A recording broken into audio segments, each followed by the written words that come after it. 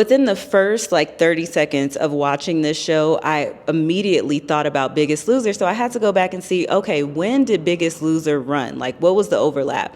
Biggest Loser started way before this show in 2004, and then it ran until 2016. Remember, we did the Biggest Loser series if you want to go back and check that out.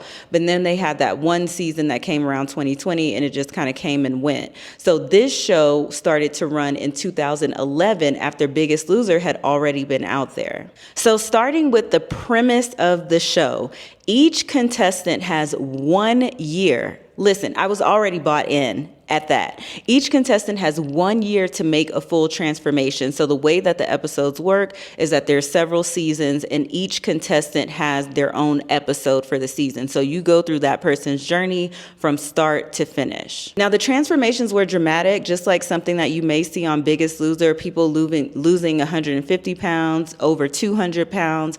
But the difference was that there was such a heavy focus on actually building a good relationship with food. There was a heavy focus on personal growth. So it was not just about the exercise. And I know somebody's going to say, well, Biggest Loser did have those things. And it did try, I would say. It did definitely, the show definitely tried to have those different elements, especially as I think they started to get feedback in the later years about how some of the things weren't realistic and it's not realistic to put someone in this type of environment. So they started to kind of change things and have different focuses. But just again, from viewing the first episode of this show, I can already feel the difference in the vibe. And then to know that this show came out in 2011 after Biggest Loser had already been on since 2004. And we know that 5 years after this show came out, Biggest Loser ended. It makes me feel like it maybe kind of put a little bit of, I don't know, maybe like a disdain in the audience's mind about,